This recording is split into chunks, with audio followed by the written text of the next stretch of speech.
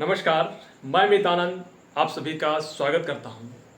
दोस्तों, पिछले क्लास में हम लोग ऋग्वेद से संबंधित टॉपिक पढ़े थे। चूँकि प्राचीन भारतीय इतिहास के स्रोत के रूप में जो धर्म ग्रंथ था, उस धर्म ग्रंथ के अंतर्गत जो वेद का हम लोग चर्चा किए, तो वेद जो 4 वेद है, ऋग्वेद, यजुर्वेद, सामवेद और अथर्ववेद, उसमें हम लोग ऋग्वेद के बारे में पिछले क्लास में पढ़ चुके हैं। आज का जो क्लास है, आज हम लोग यजुर्वेद के बारे में पढ़ेंगे। इसके बारे में यजुर्वेद के बारे में पढ़ेंगे। अब यजुर्वेद में क्या है? यजुर्वेद जो है, इसमें क्या होता है? यजुर्वेद में यज्ञ अनुष्ठानों, कर्मकांडों संबंधित मंत्र का इसमें उच्चारण होता है। किसके लिए? यजुर्वेद में यज्ञ संबंधित, अनुष्ठानों संबंधित या कर्मकांडों संबंधित मंत्र का उच्चारण होता है। मोटा मोटे तौर पर यजुर्वेद को यज्ञ के जो नियम होता है, जो कर्मकांड है, वो सभी यजुर्वेद में उल्लेख है। ठीक है ना? किसका किसका हो गया? यज्ञ का हो गया, अनुष्ठानों का हो गया या कर्मकांडों का हो गया। ये सभी जो है, इसका जो मंत्र है, ये यजुर्वेद में उल्लेख है। ठीक है? तो यजुर्वेद से इसका संबंध है। अच्छा, यजुर्वेद में जो मंत्र है, यजुर्वेद में जो मंत्र है, ये सभी जो यज्ञ का, अनुष्ठानों का या कर्मकांडों का जो मंत्र है, तो इसका जो उच्चारण करने वाला, यानी कि उसका उच्चारण करने वाला, उसको पढ़ने वाला कहिए, इस मंत्र को यजुर्वेद में ये सभी मंत्रों को उच्चारण करने वाला या पढ़ने वाला पुरोहित, उसको बोलते हैं अर्धयु। क्या बोलते हैं? अर्धयु। आप लोग थोड़ा सा रिमाइंड कीजिए कि ऋग्वेद में जो पुरोहित थे, जो ऋग्वेद में जो मंत्रों का उच्चारण करते थे, उसको क्या कहा जाता है? आप लोग कमेंट में बताइएगा। क्योंकि पिछले क्लास में हम लोग पढ़ चुके हैं कि ऋग्वेद के मंत्रों का उच्चारण करने वाला पुरोहित को किसे कहते हैं। और यहाँ पे ऋग्वेद में जो मंत्रों का उच्चारण करता है, वो जो पुरोहित है, उसको बोलते हैं अर्धयु। अर्धयु, ये भी बहुत ही मोस्ट इंपॉर्टेंट है। ये भी एग्जाम में पूछा गया है कि ऋग्वेद के उच्चारण करने वाले पुरोहित को, ऋग्वेद में मंत्रों का उच्चारण करने वाले पुरोहित को क्या कहते हैं? अर्धयु। नेक्स्ट है यजुर्वेद जो है, यजुर्वेद जो है, ये गद्य एवं पद दोनों भाग में है। यजुर्वेद जो है, ये गद्य भाग में भी है और पद्य भाग में भी है। यानी कि ये कहानी के रूप में भी है और कविता के रूप में भी है। ये इससे समझिए। तो यजुर्वेद क्वेश्चन पूछेगा, गद्य एवं पद्य भाग वाला वेद, इनमें से गद्य एवं पद्य भाग वाला वेद कौन सा है? तो यजुर्वेद है। यजुर्वेद में ही गद्य एवं पद्य वाला जो है भाग है। ठीक है? नेक्स्ट, इसके 2 उपभाग हैं। यजुर्वेद के 2 उपभाग हैं। ठीक है? तो यजुर्वेद के जो 2 उपभाग है, यजुर्वेद के कितने उपभाग है? 2 उपभाग है, जिसमें पहले को बोलते हैं कृष्ण यजुर्वेद और दूसरा है शुक्ल यजुर्वेद। ठीक है? कितने इसके उपभाग हैं? 2 उपभाग हैं। किसके 2 उपभाग हैं? यजुर्वेद के 2 उपभाग हैं। कौन कौन? कृष्ण यजुर्वेद, शुक्ल यजुर्वेद। कृष्ण यजुर्वेद जो है, ये गद्य भाग में है। कृष्ण यजुर्वेद गद्य भाग में है और शुक्ल यजुर्वेद पद भाग में है। तो ये जो गद्य एवं पद दोनों भाग में यजुर्वेद है, तो गद्य हमारा हो गया कृष्ण यजुर्वेद में और पद हमारा हो गया शुक्ल यजुर्वेद में। तो यहां से हमारा इस टॉपिक से, इस फैक्ट से ये भी हमारा याद रह जाएगा। और अगर कृष्ण यजुर्वेद और शुक्ल यजुर्वेद याद रखते हैं, तो ये गद्य एवं पद दोनों याद हो जाएगा। समझ गए ना? यजुर्वेद का जो 2 उपभाग है, कृष्ण यजुर्वेद और शुक्ल यजुर्वेद, ये हमारा कृष्ण यजुर्वेद गद्य भाग में और शुक्ल यजुर्वेद पद भाग में है।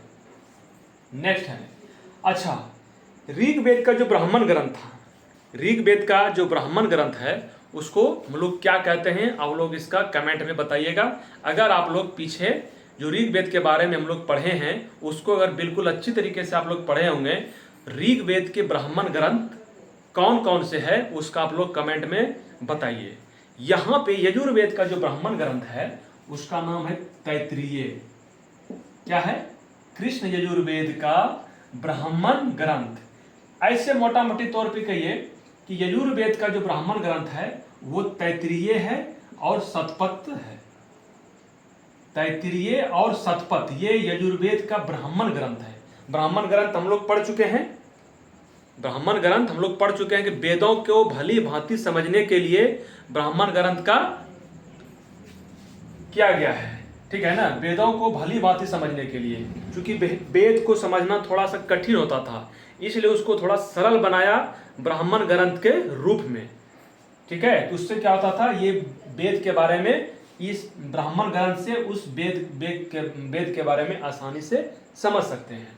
तो यजुर्वेद का दो ब्राह्मण ग्रंथ कौन कौन हो गया?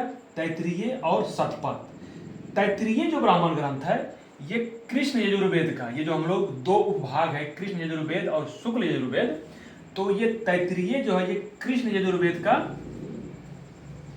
ब्राह्मण ग्रंथ है। और शतपथ जो है ये शुक्ल यजुर्वेद, 100 से शतपथ 100 से शुक्ल, याद रखने का, 100 से शतपथ 100 से शुक्ल। तो शुक्ल यजुर्वेद का ब्राह्मण ग्रंथ कौन है? शतपथ ब्राह्मण ग्रंथ किसका है? शुक्ल यजुर्वेद का।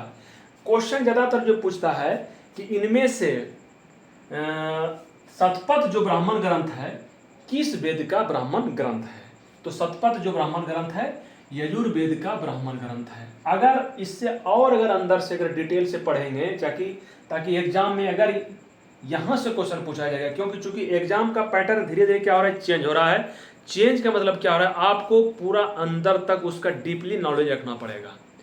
ठीक है? तो हम दोनों तरह से बता रहे हैं। अगर पूछेगा यजुर्वेद का ब्राह्मण ग्रंथ तैत्तिरीय और शतपथ, कृष्ण यजुर्वेद का ब्राह्मण ग्रंथ इनमें से कौन है? तो तैत्तिरीय। शुक्ल यजुर्वेद का इसमें से कौन सा ब्राह्मण ग्रंथ है? तो शतपथ।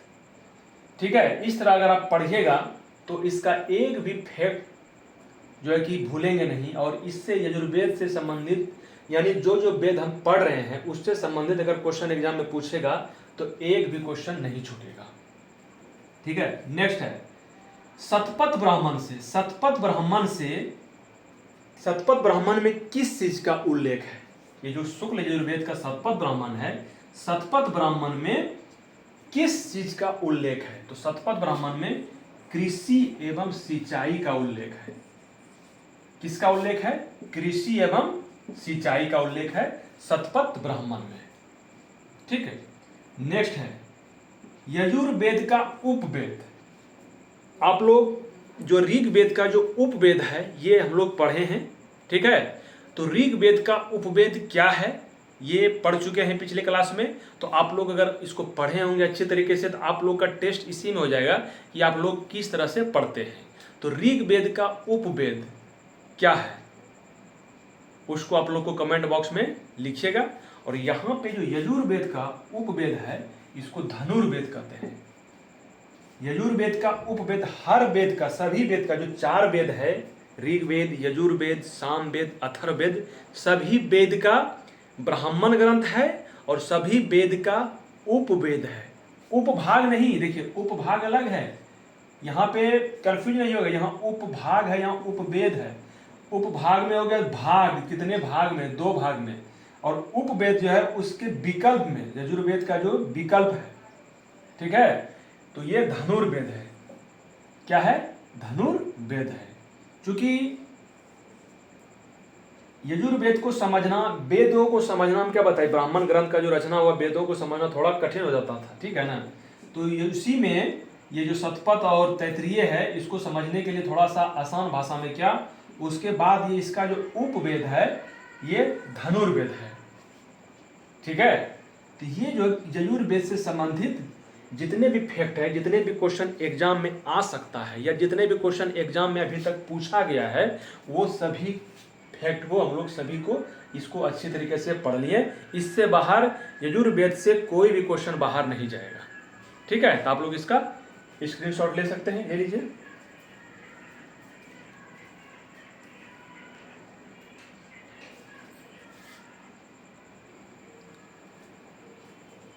अब जो है तीसरा वेद है सामवेद। तीसरा वेद है सामवेद। यजुर्वेद के बारे में पढ़े इसके पहले, अब हम लोग को पढ़ना है सामवेद। सामवेद भारतीय संगीत का जनक, सामवेद को भारतीय संगीत का जनक कहा जाता है। यानी कि संगीत की जो उल्लेख हुआ है यहाँ पे हमारे देश में, जो भारत में संगीत का जो सबसे पहला सर्वप्रथम जो उल्लेख हुआ है, ये सामवेद में ही उल्लेख हुआ है। किसमें उल्लेख हुआ है? सामवेद में ही उल्लेख हुआ है। संगीत से संबंधित रचना सामवेद में, इसलिए सामवेद को भारतीय संगीत का जनक कहा जाता है, भारतीय संगीत का पिता कहा जाता है। ठीक है, तो क्वेश्चन पूछेगा इनमें से भारतीय संगीत का जनक किस वेद को कहा जाता है? तो सामवेद को। ठीक है, 7 स्वर संगीत के अंतर्गत, यह ऑब्वियसली है कि संगीत के अंतर्गत जो 7 स्वर होते हैं, सा रे गा मा पा धा नी, ये 7 स्वर होता है ना, तो 7 स्वरों की जानकारी सामवेद में ही मिलती है। ये 7 स्वर जो है, 7 स्वर जो है जानते हैं हम लोग, 7 स्वर क्या क्या? सा रे गा मा पा धा नी, ये जो 7 स्वर, ये सातों स्वरों की जानकारी हमें सामवेद में ही मिलती है, सामवेद से ही मिलती है सातों स्वरों की जानकारी। चूंकि ये वेद जो है संगीत से रिलेटेड है, संगीत का जनक कहा जाता है सामवेद को, तो संगीत के अंतर्गत ही ये 7 स्वर होता है। ठीक है, इसके जो पाठकर्ता यानी कि इसके जो उच्चारणकर्ता, जो पुरोहित कहिए, जिस प्रकार के हम लोग ऋग्वेद और यजुर्वेद के जो पुरोहित के बारे में पढ़े, इसमें जो है इसके जो पाठकर्ता कहा जाता है, इसके जो पुरोहित, इसका जो उच्चारण करने, इसके जो मंत्र को उच्चारण करने वाला, सामवेद के जो मंत्र को उच्चारण करने वाला, या इसका कहिए पुरोहित या इसके पाठकर्ता, पढ़ने वाला, इसको कहीं कहीं उद्रात्री, ये कहीं कहीं आपको मिलेगा उद्रात्री, या इस कहीं कहीं उद्गाता, ये ज्यादातर आपको उद्गाता ही मिलेंगे, लेकिन उद्रात्री भी याद रखिएगा। इसके जो सामवेद के जो पाठकर्ता है, ये क्या है? उद्रात्री या उद्गाता, दोनों याद रख लीजिएगा। ज्यादातर उद्गाता ही पूछा जाता है, ऑप्शन में उद्गाता ही जा रहेगा। लेकिन अगर ऑप्शन में ये नहीं कि उद है ना, इसमें भी उद है, इसमें भी उद है, तो वो सामवेद का, इसी से बता दिए पकड़ने के लिए कि कैसे पकड़ेंगे कि ये सामवेद का पाठकर्ता है। ठीक है, उद है, यहां भी उद है, और याद कर लीजिएगा तो वो भी बेस्ट है, इसलिए ये सामवेद का पाठकर्ता हो गया। हर ग्रंथ, हर वेद में, ऋग्वेद में भी ब्राह्मण ग्रंथ था, यजुर्वेद में भी ब्राह्मण ग्रंथ था, और सामवेद में भी ब्राह्मण ग्रंथ है। सामवेद का जो ब्राह्मण ग्रंथ है उसको पंचबीस या तांडय, इसका जो सामवेद का जो ब्राह्मण ग्रंथ है उसके ब्राह्मण ग्रंथ को पंचबीस या तांडय, ये इसका ब्राह्मण ग्रंथ है, याद रखिएगा। जिस प्रकार ऋग्वेद का उपवेद था, यजुर्वेद का उपवेद था, उसी प्रकार सामवेद का भी उपवेद है, जिसको कि गंधर्व वेद कहते हैं। जिसको क्या कहते हैं? गंधर्व वेद। क्योंकि इससे पहले हम लोग यजुर्वेद का जो उपवेद था वो हम लोग पढ़े हैं। आप लोग कमेंट में इसको बताइएगा कि यजुर्वेद का उपवेद किसे कहा जाता है, यजुर्वेद का उपवेद क्या है। यहाँ पे सामवेद का उपवेद क्या हो गया? गंधर्व वेद। चूंकि ये सामवेद से संबंधित ये जानकारी है।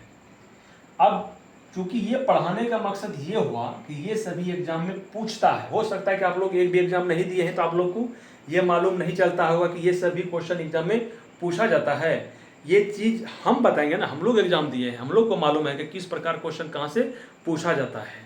पढ़ाने का मकसद ये नहीं है कि जो मन सो पढ़ा रहे हैं, नहीं, पढ़ाने के पीछे सबसे बड़ा जो रीजन है, यहाँ से क्वेश्चन पूछता है। ये सभी जितना भी है सभी भी मोस्ट इंपॉर्टेंट टॉपिक है, मोस्ट इंपॉर्टेंट फैक्ट है, इसलिए आप लोग इसको पढ़िए। ठीक है, इसका स्क्रीनशॉट ले लीजिए। तब तक हम लोग अथर्ववेद पढ़ेंगे। इसके बाद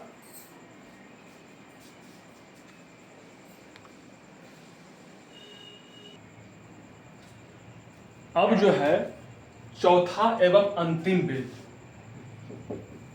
क्या है? अथर्ववेद है। यानी कि वेद का जो सबसे लास्ट यानी फोर्थ, अथर्ववेद वेद का चौथा,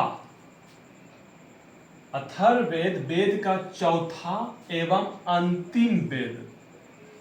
पूछेगा वेद का अंतिम भाग का क्या नाम है? वेद के अंतिम भाग का नाम है अथर्ववेद। वेद का कौन सा? ये चौथा वेद है, क्योंकि 4 वेद है, ऋग्वेद, यजुर्वेद, सामवेद और अथर्ववेद। 4 नंबर पे अथर्ववेद है। तो ऋग्वेद का चौथा, वेद का चौथा एवं अंतिम वेद अथर्ववेद है। ठीक, इसकी जो रचना, अथर्ववेद की रचना किसके द्वारा किया गया है, यानी अथर्ववेद की रचना किसने की?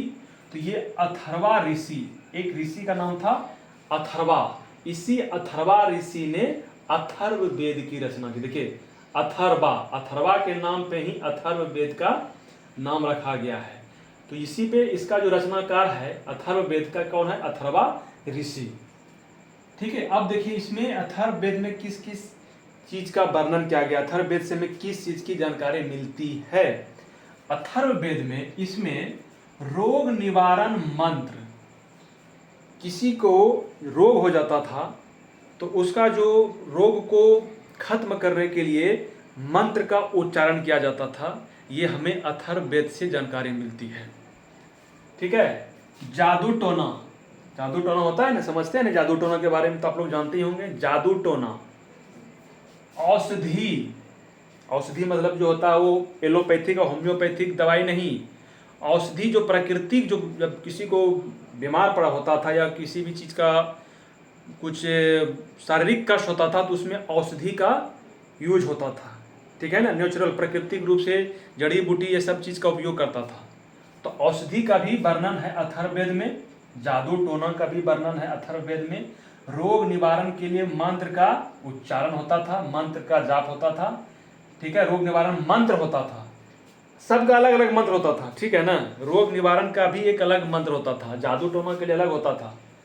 विवाह गीत, विवाह के लिए जो गीत गाया जाता है, अभी देखते हैं ना विवाह में जो गीत गाया जाता है, ये अथर्ववेद में ही जो है कि उसी समय से ये इसमें चर्चा हो गया है। विवाह गीत का अथर्ववेद में ही चर्चा, समझिए कि अथर्ववेद से ही, जब से अथर्ववेद जो ऋग्वेद काल की जो रचना हुई है वैदिक काल की, तब से ही विवाह गीत स्टार्ट है, आरंभ है। उसके बाद साप, किसी को साप देना बोलता है कि हम शराब दे देंगे, मतलब उसको देशज भाषा में क्या बोलते हैं, शराब दे देंगे, साप दे देंगे किसी को, साप। जो उस समय जब देखिएगा पहले का जो कहानी देखिए, उसमें ऋषि मुनि जब उसको कोई चीज़ का दिक्कत होती थी या कोई उसको सताता था तो वो क्या करता था, साप दे देता था। ठीक है ना, कुछ उसको साप देता था। जब आप लोग रामायण पढ़िएगा उसमें शायद एक अहल्याबाई है, इसी प्रकार से, याद नहीं है, आप लोग रामायण पढ़िएगा तो उसमें भी एक नारी को जो है कि साप दिया हुआ था। ठीक है, तो साप क्या होता है, वो जो साप दे दिया, जो मुंह से वचन निकल गया वही वो घटना घट जाता था, तो वो हो गया साप। साप का भी इसमें वर्णन है। वशीकरण, वशीकरण तो आप लोग जानते ही होंगे, किसी को वश करना, किसी को वश करना, वो वशीकरण कहलाता है। ठीक है, तो वशीकरण का भी अथर्ववेद में चर्चा हो चुका है। प्रायश्चित, प्रायश्चित मतलब होता है कि पछताना, पछतावा, किसी का भी प्रायश्चित, ठीक है, वो भोगना पड़ेगा। प्रायश्चित एक प्रकार का कि ये पछतावा ही हो गया प्रायश्चित। राजा का चुनाव, राजा का जो चुनाव होता था, हमारे प्राचीन समय में जो राजा होता था उसका जो चुनाव होता था, उसका भी जो है कि वर्णन अथर्ववेद में है। तो अथर्ववेद में किसका किसका वर्णन हो गया? रोग निवारण के लिए मंत्र, रोग निवारण मंत्र, जादू टोना, औषधि, विवाह गीत, साप, वशीकरण, प्रायश्चित, राजा का चुनाव आदि, ये सभी जो है अथर्ववेद में ही वर्णन है इसका। देखिए नेक्स्ट, ये सभी मोस्ट इंपॉर्टेंट है, हम किसी को भी एक को मोस्ट इंपॉर्टेंट नहीं कहेंगे, सभी मोस्ट इंपॉर्टेंट है, सभी एग्जाम में पूछा गया है। अथर्ववेद, अथर्ववेद कन्याओं की जन्म का निंदा करता है। अर्थात अथर्ववेद में जो लिखा गया है, अथर्ववेद में जो वर्णन किया गया है, उसमें कन्याओं के जन्म, यानी कि लड़की का जन्म या बेटी का जन्म होना निंदनीय चीज था। ठीक है ना, प्रतिष्ठा वाली बात नहीं थी लड़की का जन्म होना। ये अथर्ववेद में इसकी जानकारी मिलती है कि कन्याओं की जन्म का ये निंदा करता है, अथर्ववेद में ये जानकारी मिलती है। अब बताइए, अभी के समय में बेटी किसी से कम है जी? नहीं कम है। अब बताइए उस समय क्या था, कन्याओं के जन्म की निंदा करता है। लेकिन अभी के दौर में अगर कहा जाए, बोले ना कभी बेटी किसी से कम नहीं है, लेकिन अभी भी बहुत दुनिया की बहुत बड़ी आबादी बेटी के पैदा होने पे उसको एक भार सा महसूस होता है। क्योंकि आजकल का जो शादी का जो है, बेटी का शादी मतलब विवाह कराना बहुत ही एक प्रकार का चिंतनीय विषय बना हुआ है। क्योंकि आजकल का शादी बिना दहेज का नहीं होता है। हाँ, अगर आप अपने बेटी को पढ़ा रहे हैं, लिखा रहे हैं, एक अच्छा काबिल बना रहे हैं तो उसके लिए कोई डरने की बात नहीं है। लेकिन दुनिया की बहुत बड़ी आबादी अभी इस सभी चीज़ से गुजर रहा है, तो अभी भी बेटी का पैदा होना कुछ ही कब दुनिया की बड़ा आबादी जो है उसके लिए क्या है, अभिशाप ही है और निंदनीय है। इसलिए ये चीज़ उस समय भी जो है अथर्ववेद में दिया गया है, वर्णन किया गया है, कन्याओं का जन्म का निंदा करता है। इसमें यानी अथर्ववेद में मनुष्य के विचारों एवं अंधविश्वास ये जो जादू टोना, भूत प्रेत, रोग निवारण का मंत्र, वशीकरण, सांप, ये सब क्या है, ये सब अंधविश्वास है। किसी के कहने से कुछ नहीं होता था। लेकिन हाँ, कहानी में दिया गया है कि उस समय जो किसी को सांप दे देता था वैसे ही वो बन जाता था। किसी को बोलता था कि वो आदमी है, उसको कोई स्त्री एक बार, रामायण में भी ये याद नहीं है पूरी तरह से, उसको बोला कि तुम पत्थर बन जाओ, तो पत्थर बन गया, तो जो सांप दे दिया। बाकी ये सभी अंधविश्वास है। जादू टोना क्या है, कुछ थोड़े है, ठीक है ना। तो ये सभी उस समय कहने का मतलब ये हो गया कि इसमें जो है मनुष्य के विचार जो होता था और प्लस अंधविश्वास का विवरण इसमें मिलता है, ठीक है। अभी भी देखते हैं लेटेस्ट में हाल फिलहाल जो है एक बिहार के पूर्णिया में एक जगह है, वहाँ पे अंधविश्वास यानी यही भूत प्रेत डायन के चक्कर में पूरे परिवार को जिंदा जला दिया, मतलब उसको मार दिया जिंदा और उसको जला दिया, जिंदा जलाया है इसी अंधविश्वास के चलते। कुछ नहीं होता है ये जादू टोना भूत प्रेत, कुछ नहीं होता है। ये आप लोग के मन में अगर बैठ गया है तो उसको निकाल दीजिए, और इसके चक्कर में किसी का जो है हानि नहीं पहुंचेगी, ठीक है ना। ये सब कहीं कुछ नहीं, सीधा लिखा हुआ देखिए, हम थोड़े लिखे हुए, ये तो उसी अथर्ववेद में लिखा हुआ कि अंधविश्वास है। अंधविश्वास का वर्णन, अंधविश्वास अब यही सब हो गया ना, ये अंधविश्वास हो गया। भूत प्रेत डायन, ये सभी जो है इसमें वर्णन अथर्ववेद में। इसलिए ये सभी पे कभी भी विश्वास, अंधविश्वास, उस पर विश्वास नहीं करना चाहिए अंधा होकर। हाँ, ये क्वेश्चन रिपीट ये पूछा जाता है अक्सर, ठीक है। क्या पूछा जाता है, सभा एवं समिति को प्रजापति की 2 पुत्रियां कहा गया है। किस वेद में यह वर्णन है, सभा एवं समिति को प्रजापति की 2 पुत्रियां कहा गया है। किसमें, अथर्ववेद में। अथर्ववेद में सभा एवं समिति को, ये ध्यान दीजिएगा, अथर्ववेद में सभा एवं समिति को प्रजापति की 2 पुत्रियां कहा गया है। एक जगह अथर्ववेद में यह भी वर्णन है कि कन्याओं की जन्म का निंदा करता है, और उसी अथर्ववेद में यह भी है कि सभा एवं समिति को प्रजापति की 2 पुत्रियां कहा गया है, ठीक। ये क्वेश्चन बहुत बार आया, इसको बोलते हैं VVI दे देते हैं, इसको तो याद कर ही लीजिएगा। सभा एवं समिति को प्रजापति की 2 पुत्रियां कहा गया, किस वेद में, अथर्ववेद में। राजा परीक्षित एक राजा था, इसको कुरुओं का राजा कहा गया है। अथर्ववेद में परीक्षित को कुरुओं का राजा कहा गया है। परीक्षित को कहाँ का राजा कहा गया है, कुरुओं का राजा। इसी में वर्णन मिलता है अथर्ववेद में ही। ये क्वेश्चन पूछा जाता है, किस वेद में परीक्षित को कुरुओं का राजा कहा गया है, अथर्ववेद में। सबसे प्राचीन वेद, आप लोग थोड़ा सा दिमाग लगाइए, सबसे प्राचीन वेद यही ना, ऋग वेद से ही स्टार्ट हुआ ना। जो 4 वेद था, ऋग वेद, यजुर्वेद, सामवेद, अथर्ववेद, जिसमें सबसे पहला जो ऋग वेद था वो सबसे प्राचीन, सबसे पहले वेद है। और सबसे लास्ट का वेद यानी सबसे बाद का वेद, सबसे अंतिम कहिए, सबसे अंतिम का वेद या बाद का वेद, ये अथर्ववेद है, ठीक है।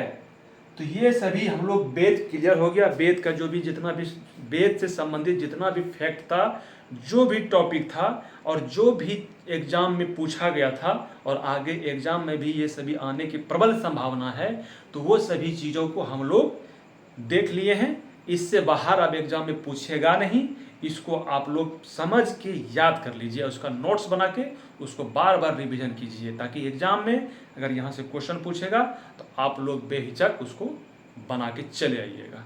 ठीक है, तो ठीक है, आज बस इतना ही। तब तक के लिए आप लोग से एक विनती है कि आप जाते जाते अगर आपसे इसमें कुछ थोड़ा सा भी कुछ सीखने के लिए मिला है, थोड़ा सा भी, तो आप लोग सब्सक्राइब तो कर ही लीजिए, साथ साथ शेयर भी कीजिए और लाइक भी कर दीजिए। अगर अच्छा लगा तो लाइक कर ही दीजिए, सब्सक्राइब और शेयर भी कीजिए। ठीक है, नेक्स्ट क्लास में हम लोग इसके बाद जो वेद के बाद क्या है, आप लोग कमेंट में बताइए कि वेद के बाद किस चीज़ का वर्णन हुआ है, वेद के बाद किस चीज़ का वर्णन हुआ है, कमेंट में बताइए। उसके बाद उसका क्लास स्टार्ट होगा। ठीक, तब तक आप लोग मस्त रहिए, व्यस्त रहिए और साथ ही साथ स्वस्थ भी रहिए। Thank you.